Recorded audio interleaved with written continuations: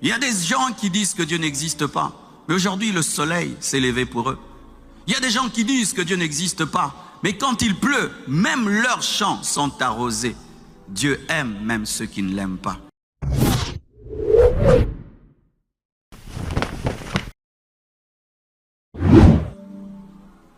Le miracle peut rater de convaincre un homme. La prière peut manquer de convaincre un homme. Une belle prédication peut manquer de convaincre un homme.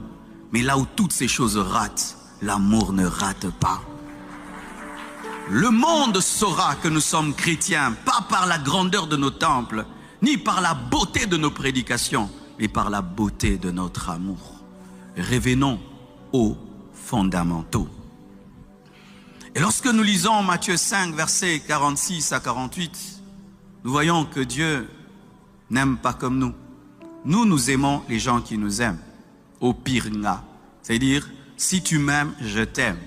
Si tu ne m'aimes pas, je ne t'aime pas. Si tu me salues, je te salue. Si tu ne me salues pas, je ne te salue pas. Mais Dieu aime même ceux qui ne l'aiment pas.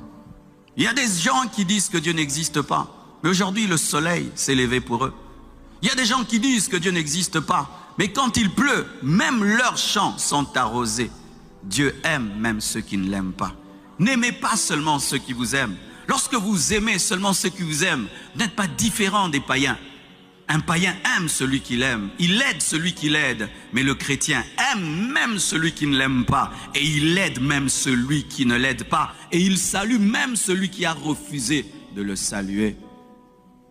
Si vous saluez seulement vos frères, il n'y a rien d'extraordinaire à cela, parce que les païens aussi le font. C'est-à-dire vous êtes des chrétiens qui sont comme des païens, mais soyez parfaits, comme votre Père Céleste est parfait. Quelle est la perfection de Dieu? C'est qu'il répand sa pluie sur le bon et sur les méchants. Il répand son amour sur ceux qui l'aiment et sur ceux qui les détestent.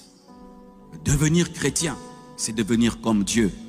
Devenir chrétien, c'est aimer ses ennemis. Devenir chrétien, c'est faire du bien, même aux gens qui ont refusé de t'aider. Devenir chrétien, c'est répandre ta pluie, même sur les méchants.